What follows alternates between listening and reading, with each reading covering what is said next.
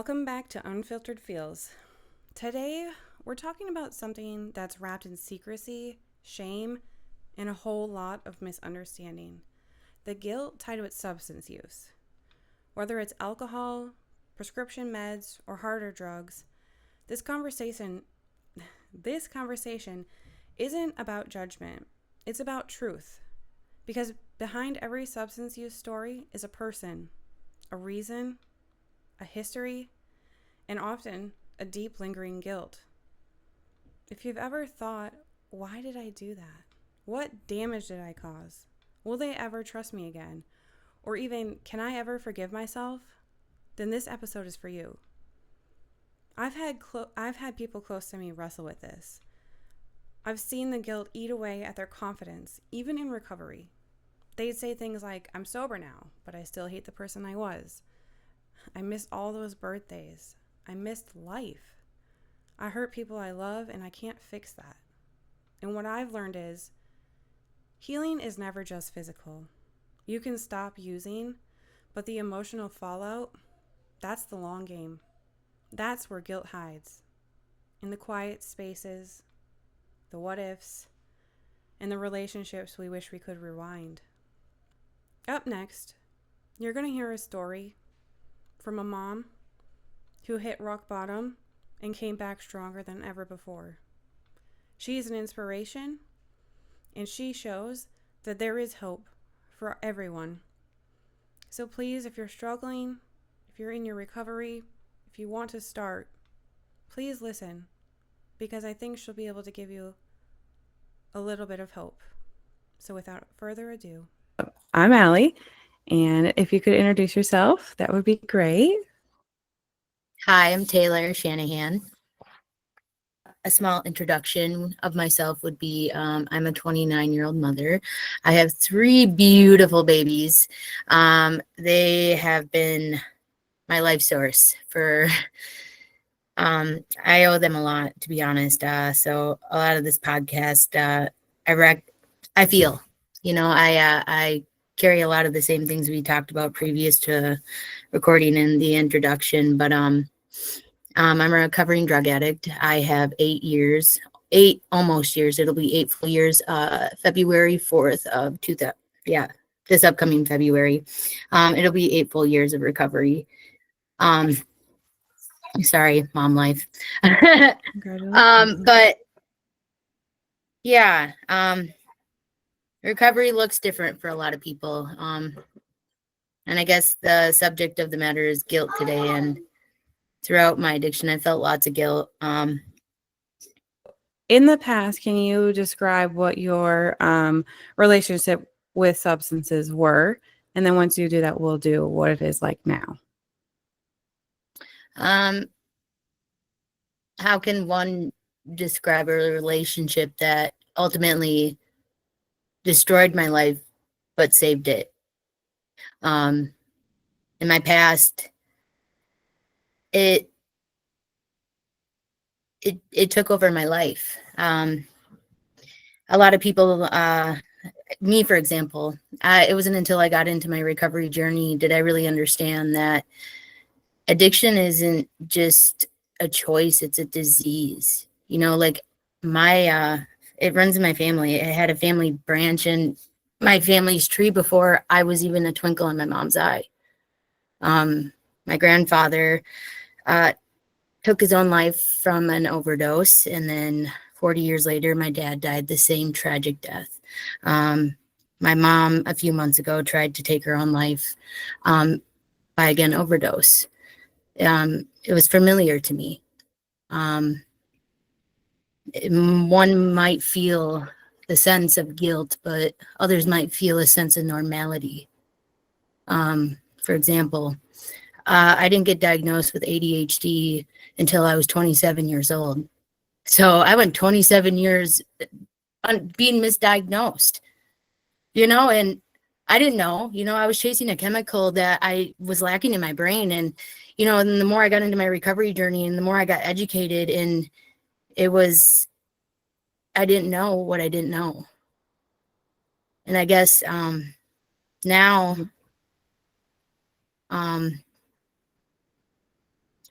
Sorry, bring me back. I'm what You're was okay. the So what is substance like now? Or your relationship, I guess. I don't really have a relationship with it anymore. I've had 8 full years of recovery, but again, everyone looks at recovery differently. There's so many different paths to recovery. For example, you have AA, you have NA, you have all these different kinds of groups, these different kinds of things that you can deal with. There's MAP programs that help people who, need substances or, need ADHD medication or, X, Y, and Z. I guess it looks different for everyone else. But yeah, it's different now. I'm more educated. I'm alive, to say the least. Um, Right. and I'm grateful for it. Right. Again, congratulations on being sober for that long. That's a long time. And honestly, Well, that's a thank you. big deal, especially with children, because it's hard enough as it is. So good job. Absolutely.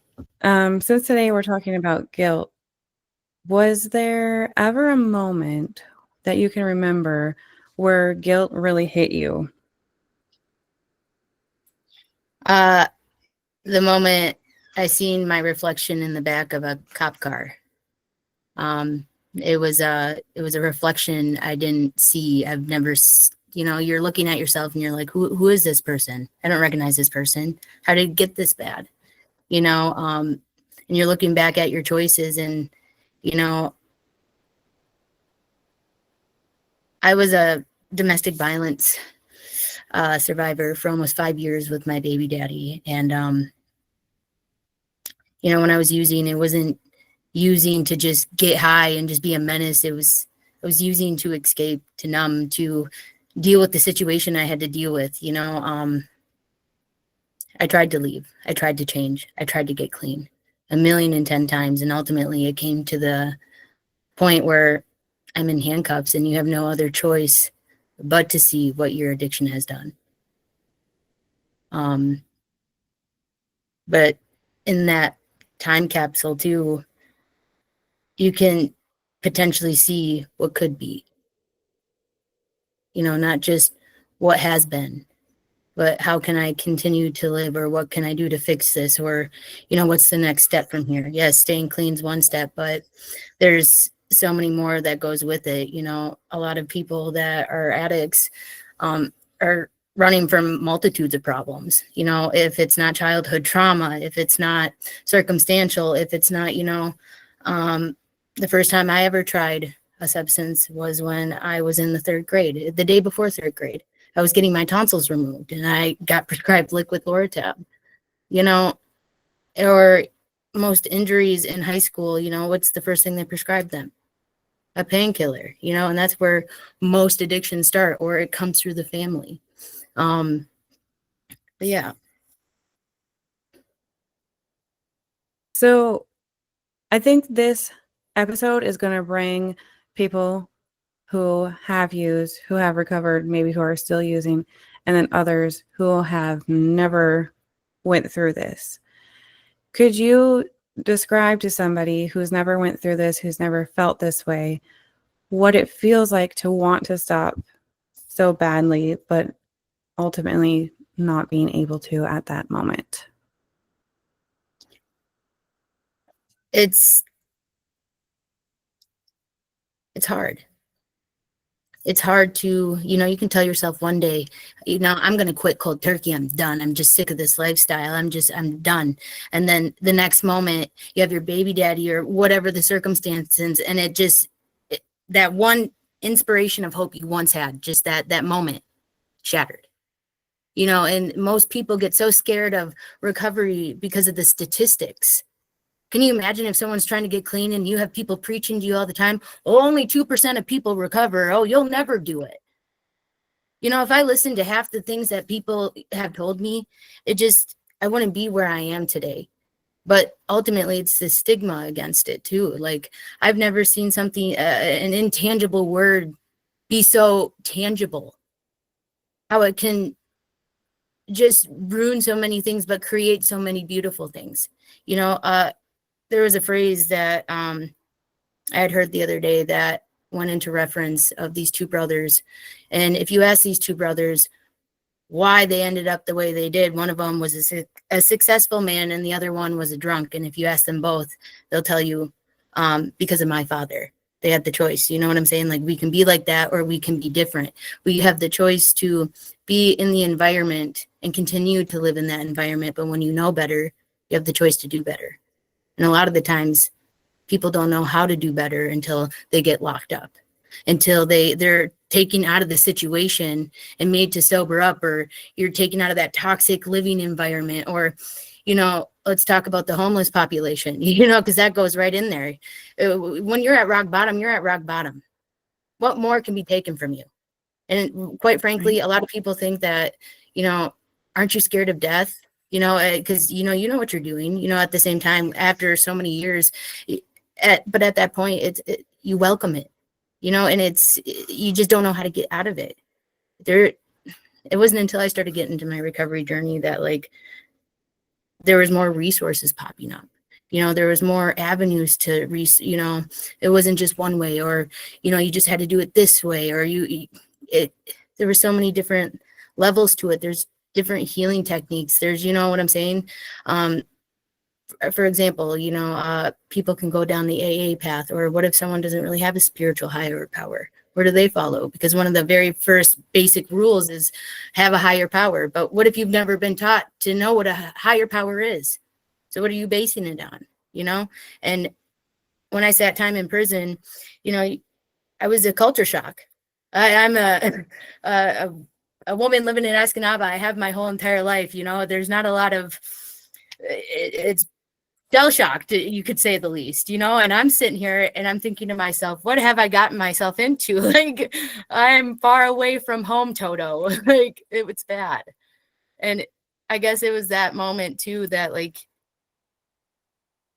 you're willing to do anything to make sure that you get that high, whether it be selling this, selling that, or being the middleman for that. Or, sometimes people don't understand either, like, you do it in order to survive. If, like, you've never been taught coping mechanisms, if you've never, if you come from a family that shoves everything underneath the rug, and God forbid you were to talk about the big pink elephant in the room for the day, like, you know what I'm saying? Like, you're shamed for it.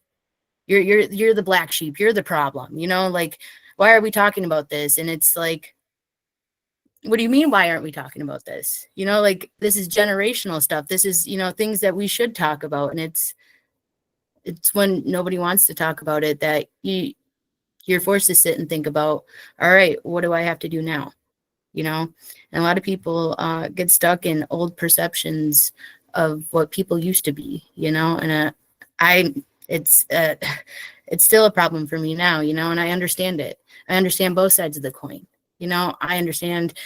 At one point, I did terrible things. I was an addict. I was at the lowest point in my life, and I was a terrible friend. I was a terrible mom. I was, and I can admit all of that stuff. But on the other side of the coin, I've changed my life and I've proven my actions time and time again.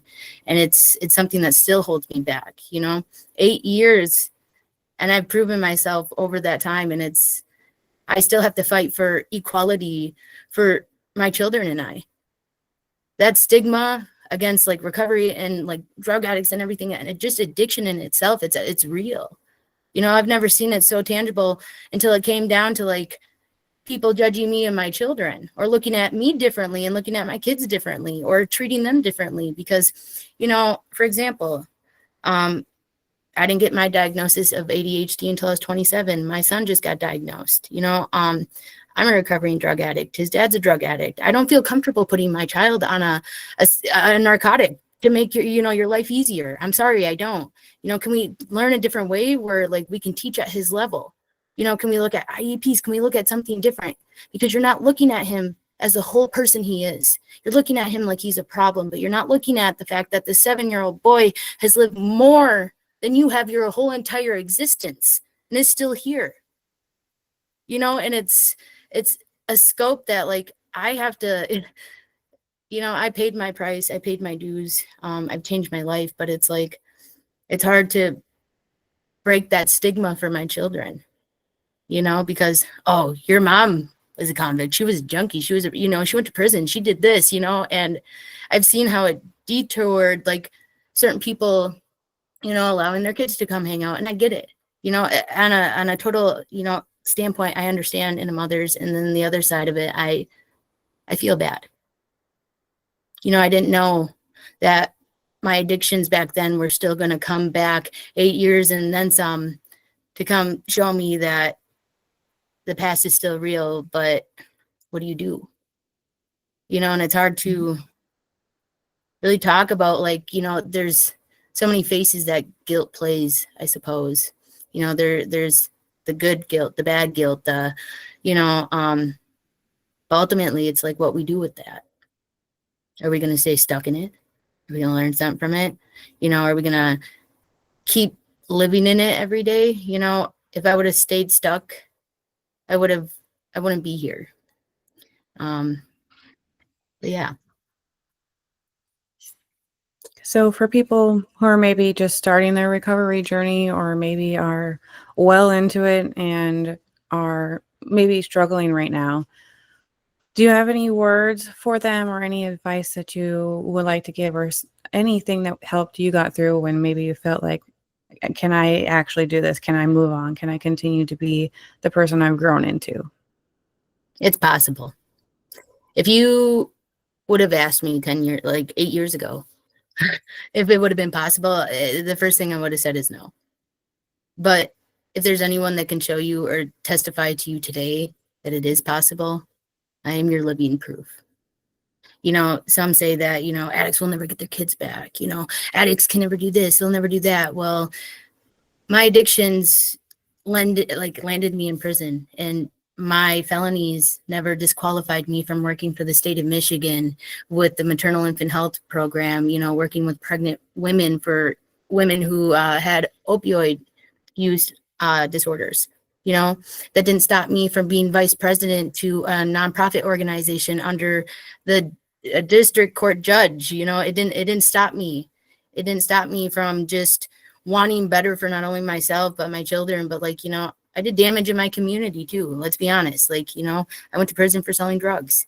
Yeah, you're right. I did deserve that, and my community deserves better. So I put out better. And it's possible. All it takes is just this little ounce of faith. That's it. And good things can happen. Your life is worth living. It's never worth giving in to or succumbing to a version of yourself you could never imagine, you know? Um, if you could pick one thing in your recovery that you are most proud of that you accomplished or that you did, or whatever word you would like to insert there, what would that be? There's multitudes of things, genuinely, but it's how I never gave up on myself. I went full, I have full custody of my children, so full legal custody, and it's pretty unheard of for someone who's been to prison, who, was an addict, X, Y, and Z. I had to fight tooth and nail against the state of Michigan. And let me tell you what, it was one of the hardest things I ever had to do. I had to do it twice, and it was the hardest thing I've ever had to do, but ultimately it it's hard to do, but it was the most beautiful thing, because it not only taught me my resilience, but it showed my children that your mom's never going to give up on having you in her life, or where you stand in my life. I owe my children everything. They are the reason I am here today. They are the reason I got decided to get into recovery. Like, they are my saving graces, and I owe them everything. um And there's I tear up when I say that because they're young yet and they don't comprehend yet just how divine truly they are, and just how much they've impacted my life, but so many others too. Not only that, but like uh 3 years ago, my father died of an overdose, and as a recovering addict, it's a life altering statement. It's a shattering life experience that I wouldn't wish upon my worst nightmare. Um, Me and my dad used to use together. We had that, and that was the only kind of relationship we ever had. And I guess how I went about that um, was to not let his death go in vain. Like I can sit here and cry and say how unjust it is, and who, F fentanyl dealers and everything else. And I can do all that, and it's righteous, yes, but what can I do so nobody else has to feel this same pain? That no other family has to receive that same call or feel that just gut wrenching, like what just happened feeling. Like, this could have been prevented, and it could have been prevented had there had been Narcan, and instead I used, when I was working for the state and for Families Against Narcotics, I was able to donate over 3,000 boxes of Narcan just to prevent someone else from reliving that same tragic moment. Wow. And I think that's a powerful, everything you just shared is very powerful testament to you, because you're right. People do have that stigma. You were who you were, but now you are who you are. And, I know your children are young, but you said it yourself, they see you now and they see how hard you're working, and that's going to stick with them. And I think that that's, a great testament to you. And that will also make your children stronger and resilient, even more than they already are, I'm sure. Very much so. Another thing too is, being a recovering, drug addict, but also because of my addiction, I became a 2-time, drug felon, which also came with its own consequences. Like that's something that carries around with me for, until I can get it expunged or X, Y, and Z. But like, that's a ball and chain I have to carry around, not only for myself, but for my kids. For example, I was working as a coach at AAA Gymnastics, and unfortunately, there came a conflict where I couldn't be at the gym during the time where the high school team was because I was a felon, even though it was my job and I'm getting paid to be there.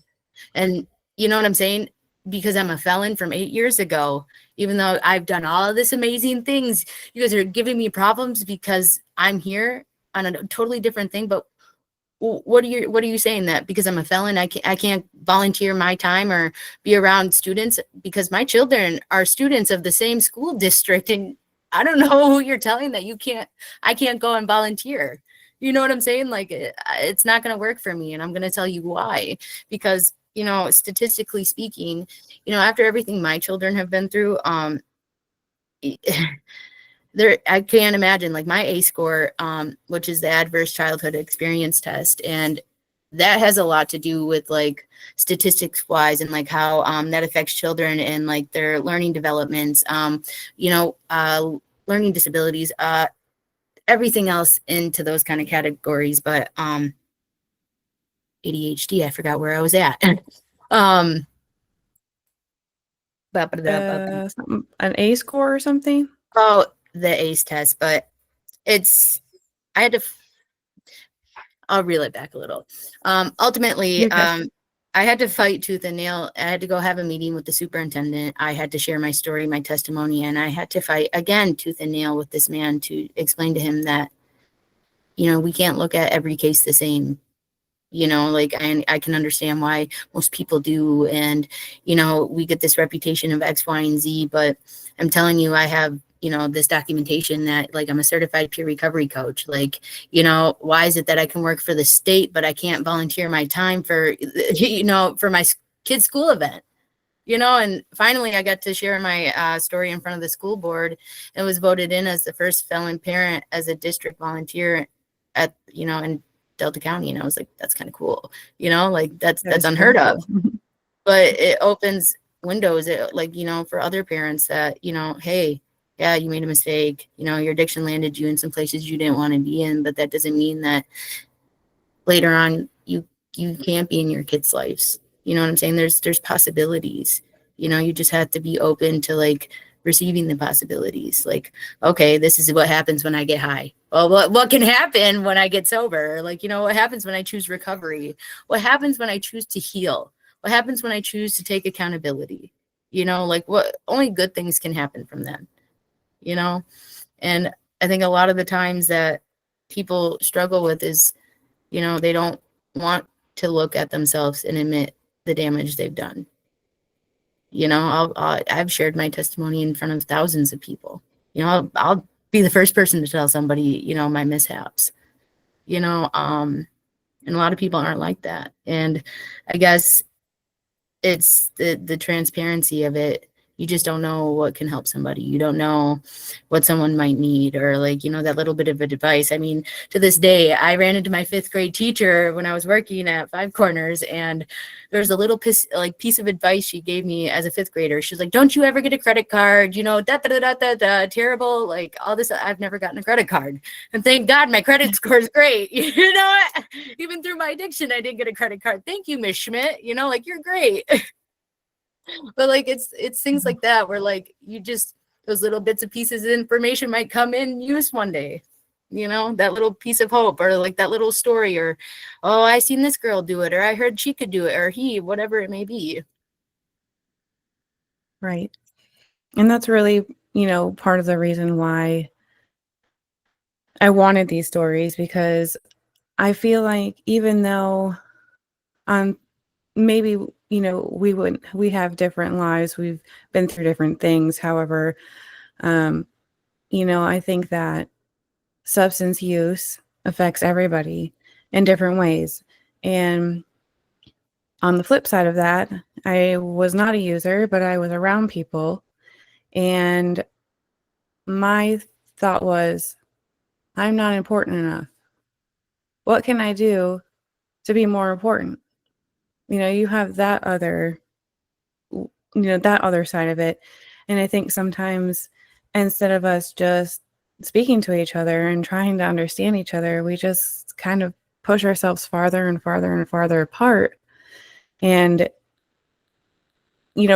like you just said, it could have just been a simple conversation that maybe there could have been just a little bit in there that might have just opened somebody's eyes. And who knows what could have happened, right? Obviously, that's not going to happen with every case, but you just never know. I feel for you, truly. I remember being that little girl, not understanding, why is that bottle more important than me? Where's my dad? Why is he calling me from jail? Why isn't he here? But not only that, like, it's, you don't understand what you don't understand. And I guess in a sense, like, I didn't know that his father had died tragically of an overdose. He was a Vietnam vet. He had 2 Bronze Stars and a Purple Heart. He saved soldiers' lives for, the list goes on. But like, addiction comes in and it has no preference. It has, it's coming to collect its prey, dead or alive. And if you're in the target space, like, it's there. In some cases, like, it comes down through generations and generations, and it becomes a normality. It's something that you're so used to seeing, and you don't understand it. It's like, and I see it from a daughter's perspective now too, like, and like as a mom and like a recovering addict and things, and I can't imagine, what my kids have felt, because there was a time where like I have gotten to my knees and I've cried to them, and I had told them it was never their fault. It was never their fault. It was something so far out of their control. And it wasn't that I didn't love them. It's that I didn't love myself. I didn't know how to. I didn't know how to cope with childhood trauma. For example, I was 6 years old when I found my first dead body. I was living on and off with my grandparents, and my grandfather died from cancer, and I was 6 when I woke up and I had found his dead body. My mom was 18 when she had me. My parents were unmarried. It was like a Romeo Juliet type stuff, but like one came from a wealthy family and not the other. And I loved staying with my grandparents, and because of that, I had to see a lot of hardships at a very, very young age. And, you know, for me to see it now, I can see now that maybe I had going through that and living through what I did might save them from reliving that experience. Maybe I had to go through what I had to go through to break those chains off for them. Maybe I had to feel that to make sure that they never had to feel that. And maybe they'll never understand why, or like what causes it, because like, a lot of people don't understand either, is like it's a genetic brain disease. But not only that, like the ADA classifies opioid addiction and addiction as a disability. This is a chronic life condition that everyone, like an addict, fights their whole entire life for. Can you imagine, like, having an opioid problem in high school because you broke a leg, and you're now 26 and you're still depending on a medication that you took 10 years ago because the pain hasn't went away, or you don't know how to deal with the pain that Band-Aid held on for so long. Like, you don't know how to deal with any of that. You're so used to functioning like this, so you can function at a normality. What are you trying to do? You're trying to heal your body, trying to feel better so you can get back to working, going to school, playing sports, whatever it may be. And it became so bad where half the time you didn't even know it, like it became that bad. You see it, but you don't see it sometimes. You're oblivious. It's when you want to pull off the rose-colored glasses. But yeah, I do remember feeling that kind of stuff, and I feel for you. And there's nothing you could have done. There's nothing you could have said. There was nothing nobody could have told me then. The little bits of hopes, and I remember, like, pieces of conversations, but there was nothing nobody could have done. I had to go down what I had to do, and I had to go down that path to face whatever I had to face. And most people don't come out alive.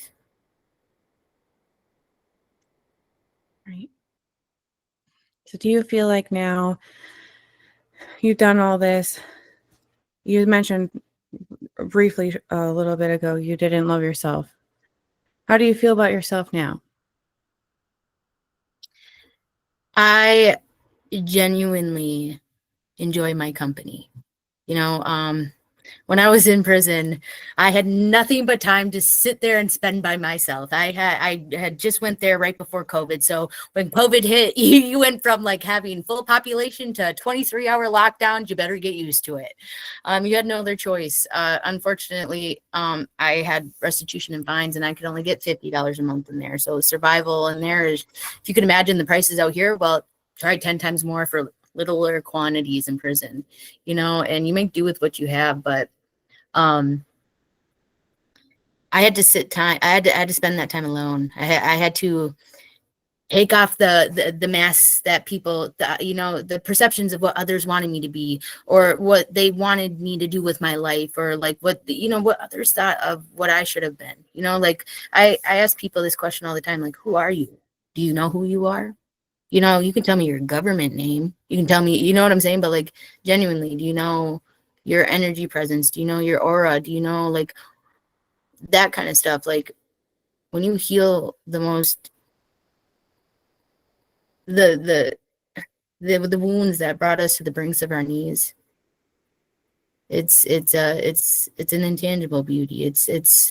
It's like finding the broken pieces of your own mosaic, and you're the golden lining. Like, yes, I'm broken, but I'm the most broken, beautiful, wreck there is. And it's a different journey. It's a different story for everybody. And it took me a long, long time to learn how to love myself, how to just enjoy what it is that Taylor wants, or who Taylor is, or what she aspires to be.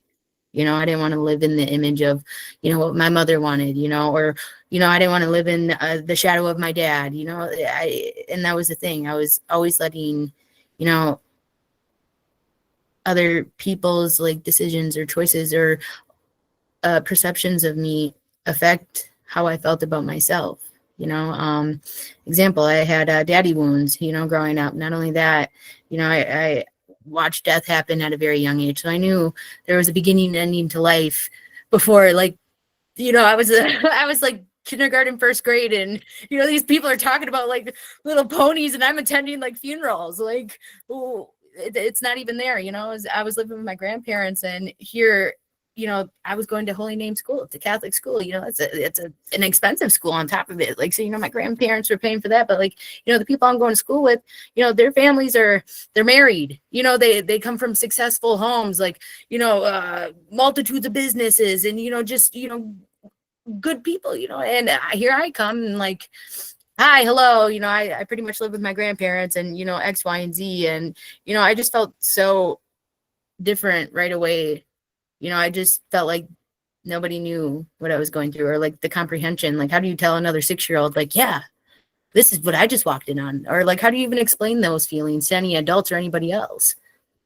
You're just kind of sat there and forced to be like, this is what life is, just like moments ago, healthy and thriving. And then just, hours later, dust. And I guess that's the revolution of time.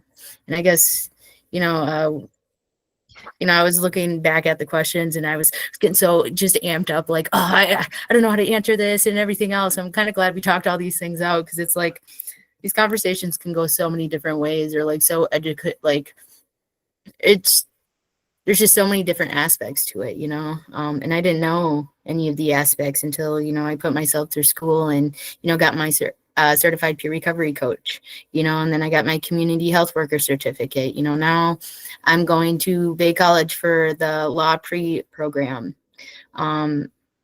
It's, you can't fix a broken system. However, you can add structure to a collapsing system.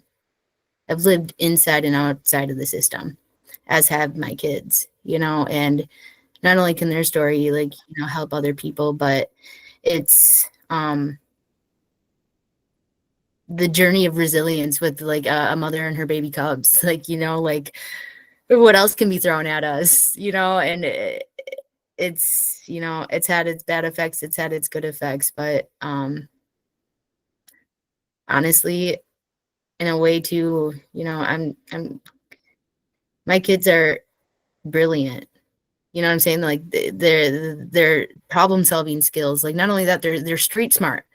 They're not dumb in any kind of sense. Like, they have common sense, but like it baffles me just how good hearted in nature they are after like the shitty circumstances that have been given to them. And like, again, why can't we all look at like that in a choice? Like, we have the choice to, like, when I was coaching for gymnastics, there was this little girl, like, who would come up to me, and there you can let your inner child out. You could play, you're interacting with kids, you're supposed to make it fun, and like that's a time where you can like let that inner child be out. And there was this little girl who came up to me and she's like, Miss Taylor, are you gonna let your child out today? I'm like, are you talking about my inner child? If you guys like listen today, yes, she can come out play. And it's when I was able to let her come out and play, and heal those inner child wounds, did the beautiful work ever begin. And now I'm coaching for my son's soccer league, and let me tell you what, this kid has never been on the soccer field, has never had a day of practice in his life, and I was a little intimidated how he moved on the field, and I'm playing soccer and I'm sitting here like, where'd you learn these moves? And it just goes to show, because it's like, I had such a hard time with his teacher, trying to get him an IEP and like trying to go different routes for his ADHD, and like, I'm not trying to make excuses for my kid either, but like, he doesn't have a dad in his life. It was, as a single mom, and especially having, full custody of my kids after coming home from prison, and like, I didn't have time to like really, it was, again, culture shock. after coming home from prison and then right back into society. Like, I didn't know how to deal with people. I had, like, I went 3 years without seeing anybody. I didn't have a single visit. I didn't, you know what I'm saying? It was a phone conversation every day I had with my kids. And it was shell shocking coming home. You know, everything's changed and you're like, what's really going on here? I don't know anything anymore. What, what's going on? And, yeah, I didn't really get the time to really sit and adjust to like my environment. I had no other choice. My choices were get an apartment. You better hurry up and get that. You better get, stable transportation. You got to get a job. You got to get this. And if you get all that, you can get your children back. The hoops I had to jump through to even make that possible was like slim to none. It's almost as equivalent to being struck by lightning 5 times in a row than for me to be standing in my shoes today, like sharing my testimony. And it's crazy. Because I look at my dad and I look at like my stories and but it's crazy because it's like you just don't think it's ever going to happen to you. You don't think it's ever going to happen to this person. You don't. And I'm telling you, my dad was a veteran drug addict, like, and it was shocking to me, because like he wasn't dumb, and it just happened like that. But like ultimately too, like that stigma still lives for like those dead people. And if I could tell you like the amount of injustice they did to him, even being dead as an addict, like it's inhumane, and it's like, I understand like you can have a stigma over a description, a narrative, or a noun to a human, but we're still talking about a living, existing person, or like, someone that had a family, a daughter, a son, you know what I'm saying? And here we are just not caring about any of it. We're going to just, do what we do and not bring anything of any kind of closure. He was working on the road. He was working for the carnival, and, that was kind of his lifestyle. I had to cut him off when I came home from prison. And, one of the questions you had asked, like, was there ever a moment that you felt guilt? And I think it was the moment that I had received the call that he had died. And I had just started out on my recovery journey. I was sharing my story. I was, doing good, but ultimately I knew I had to cut him off. I couldn't save him. There was nothing I could have done. He was one of the first people to, hey, you want some of this? As soon as I got home from prison, I'm like, are you nuts? Have you ever sat in prison? I don't want to go back there. Like, I'm good. The boot socks, like, I'm straight. Like, I'm good. You can keep that. But, like, that's when I knew. Right. Some people don't know how to change. They're scared of change. And that's why they never will, and like, it's not until people step out of their comfort zone where do they see like this whole time we've been drowning in a puddle when all we had to do was stand up. All we had to do was brush it off, deal with a few, you know, things. And it's just, I'm grateful for my experience overall, but,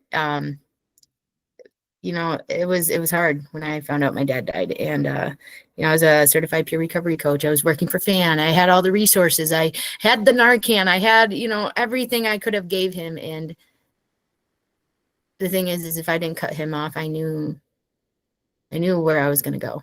I knew what was going to happen. I've read the same chapter over and over again. And I finally made the choice to put my foot down and say, I'm done.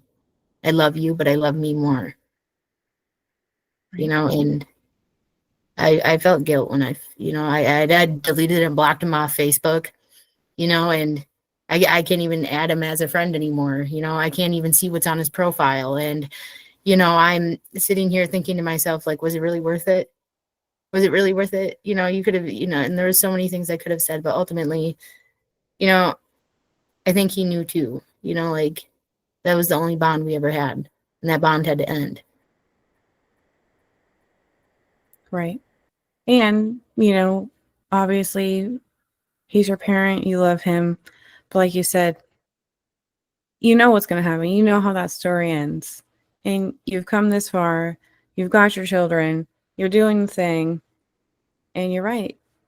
I'm sure the guilt I'm sure all of the emotions that you felt, but ultimately, like you said, you made the right call, and you're doing wonderful now, and the kids are doing great. Yeah, they're awesome, sassy, but let me tell you what, they keep me on my toes and they remind me. I literally had my first gray hair the other day and I about cried. I pulled it out and I was like, "Do you guys see this? Do you see what you do to me? Do you see?" And it's funny because I would take real life struggles over dope struggles any day. And it's funny to me. You know, um, just I see people now and I feel for them. At the same time, I chuckle to myself like, did I really look like that? Like, I look at my mugshot and like people look at my mugshot and they always ask me, well, like, what do addicts look like? Or like, how? You don't look like an addict. I'm like, really? You want to see my mugshot?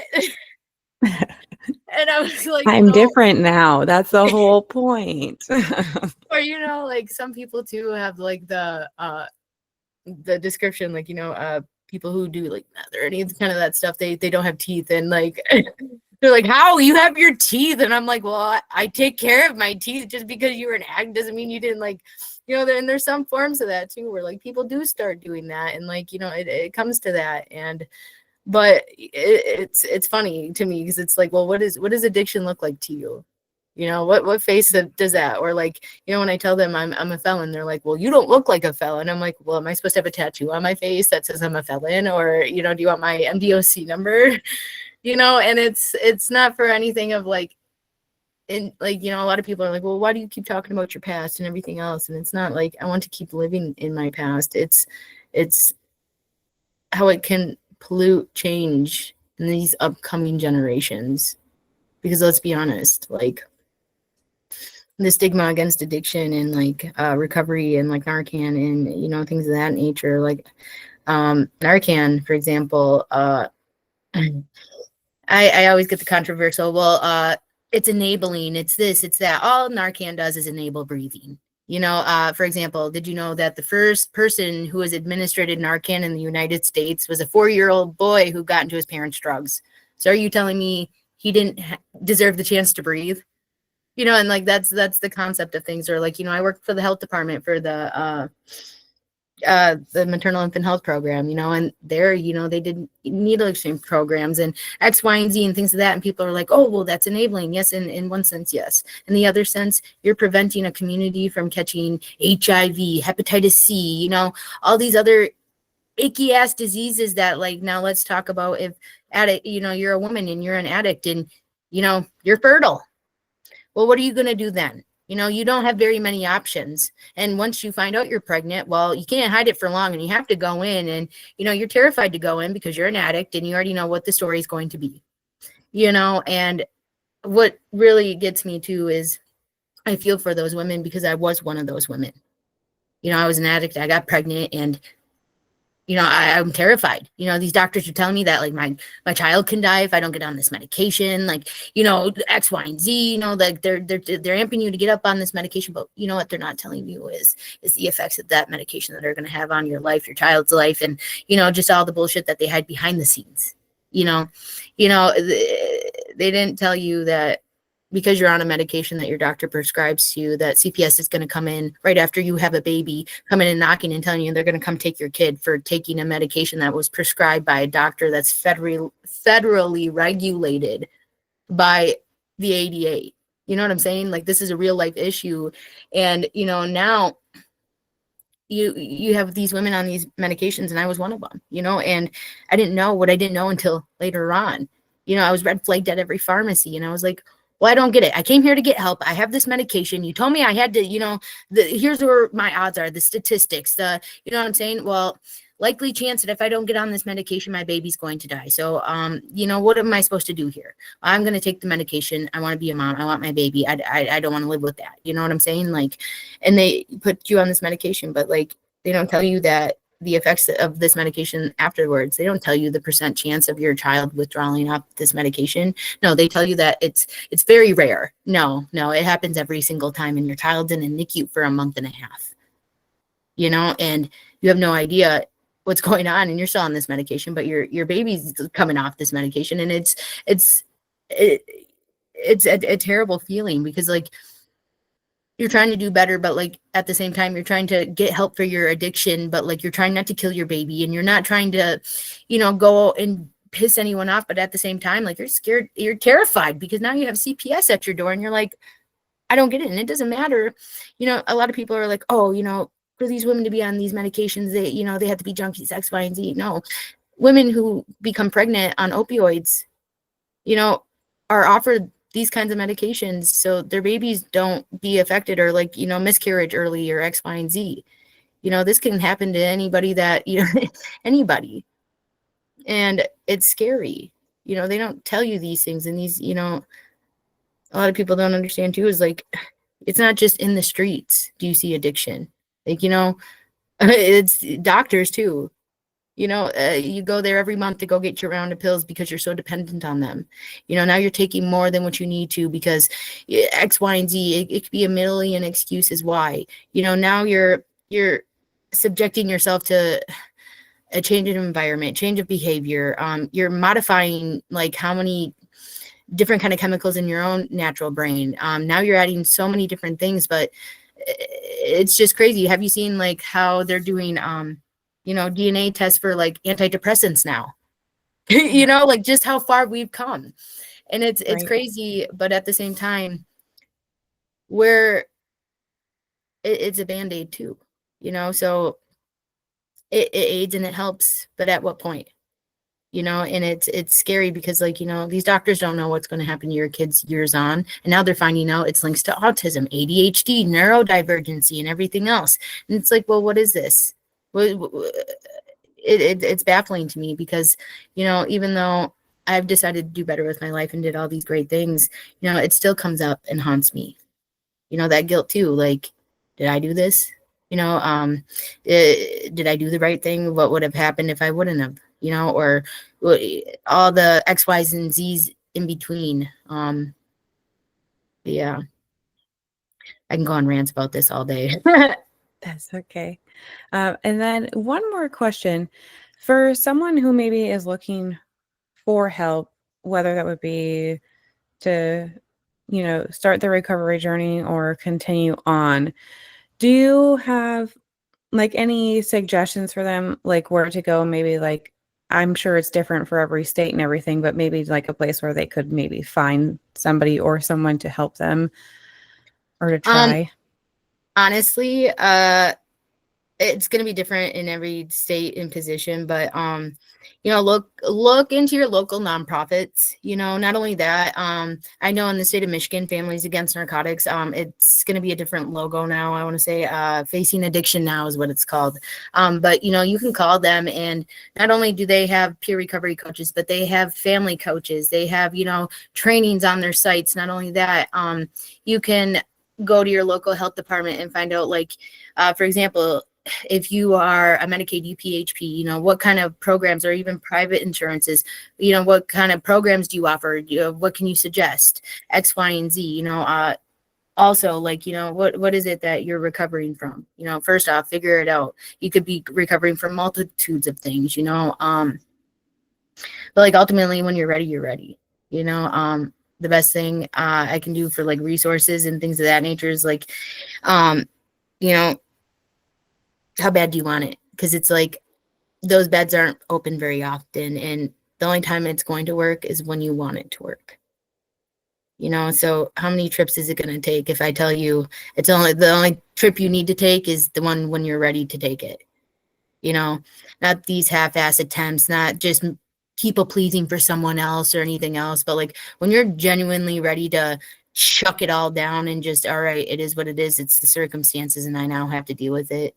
Like, don't feel like you're alone, point blank period. Like there are so many like different groups on like Facebook, things of that nature, but like you just see it more and more now, um, and it's becoming even more of a popular thing, like, at social events or festivals. Like they now have like, peer recovery coaches on deck. Like, if you live in the sober life and you don't want to have a drink, and you know what I'm saying? Or like different things of that nature. Or I like getting into, like, those are types of things like I find peace in.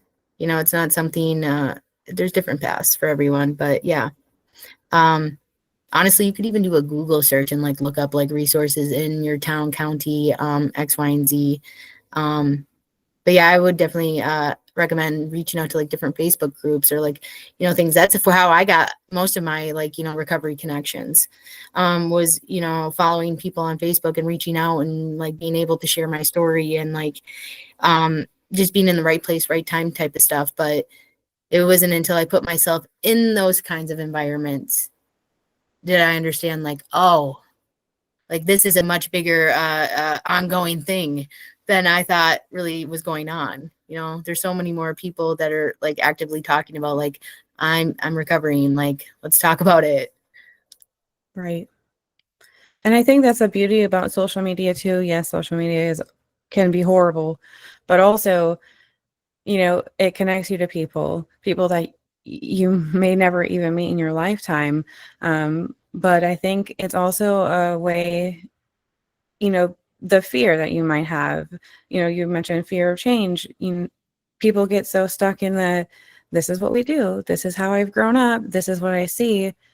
So I think that when you're comfortable enough, sometimes behind a screen to strangers, it might just be a lot easier to, find somebody to relate with versus trying to speak to your parents or your best friend who has no idea. And Honestly, I still struggle with that. To be honest, like, if there's one thing too about like, not only change, but like I had to learn how to make new friends. Like I had friends that like were still using and like I went to prison and jail with, and like, I wanted different. And I think that was the most hardest thing, because it was like I was trying to fit into places that like if you guys really knew the real me, like would I really be fitting into these places? Or like if you really knew my background, or like, I think that's even like the hardest part when I was, even trying to put myself out there for dating, was like, I may have done all these great things now, but like the moment my past gets brought up, it's like, oh, you shouldn't date her, she's been to prison, you're settling. Or like,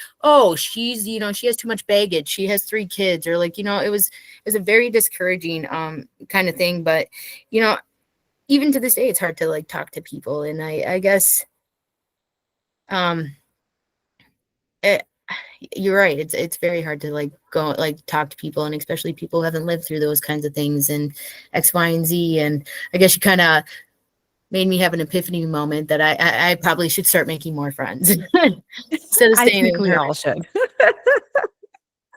Oh my I gosh. agree. Well, I had really a good time. Oh, whoa, whoa, whoa. I had a good time speaking with you. Is there anything maybe we didn't cover or anything you want to share? No, I think we covered pretty much everything. And like I said, if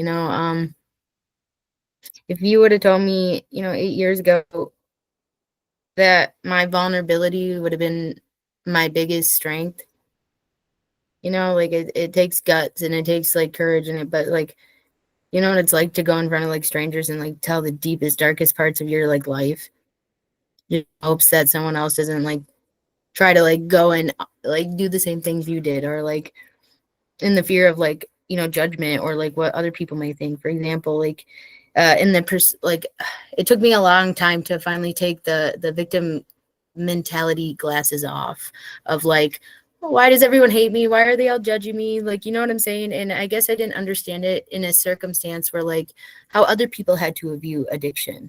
Like for example, having your parents grow up and wondering why, and just having that stigma against that. And then like, your brother ends up going down the same route, and now you're even more pissed, and like you just hate the people all around. And like, I had to understand it in so many different lenses. And I guess genuinely it didn't happen until, I put myself back out on the front lines and, was a certified peer recovery coach. And I was, reliving all the worst parts of my life again, just in hopes that somebody else can find recovery. And it took a toll.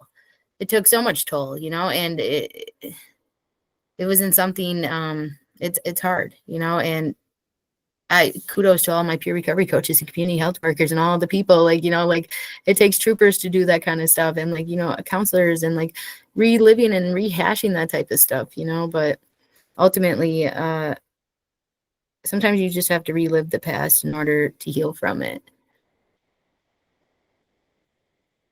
Thank you. Wow. I feel like a lot of people will be able to relate to that. And again, Taylor, thank you so much for sharing with us today.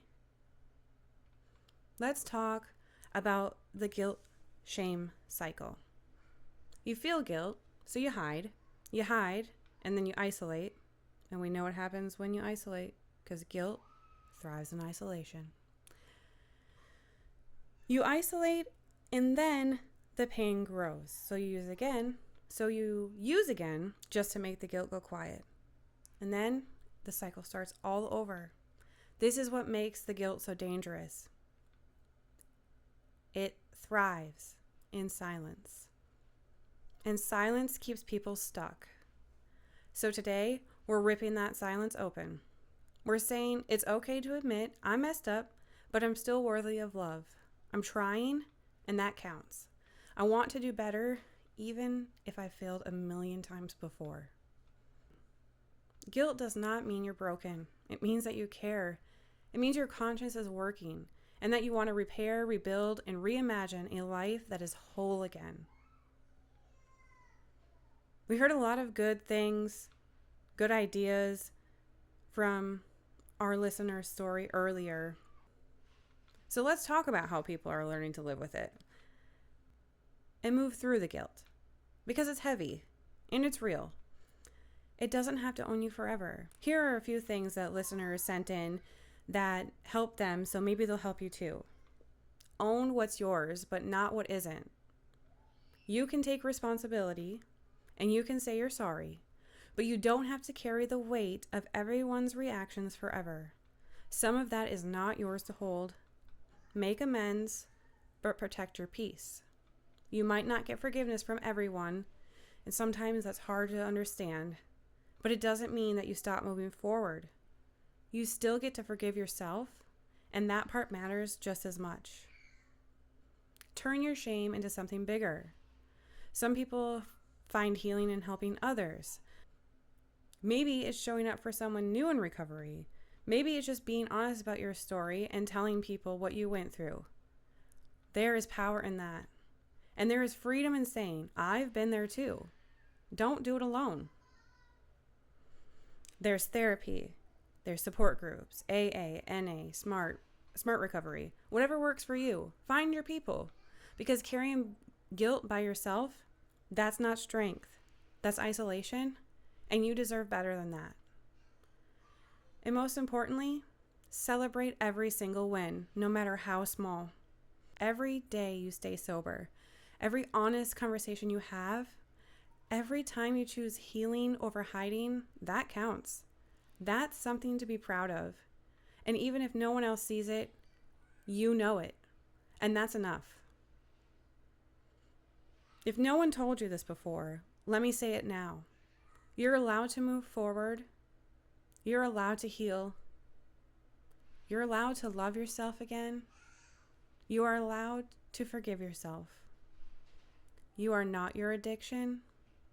You are not the guilt. You're more.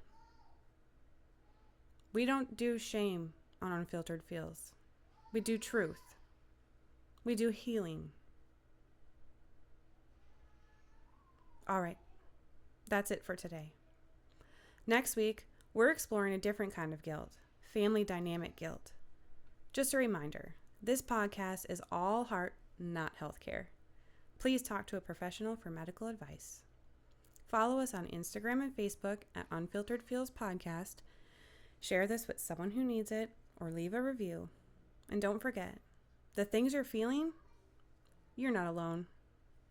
I'll see you next time.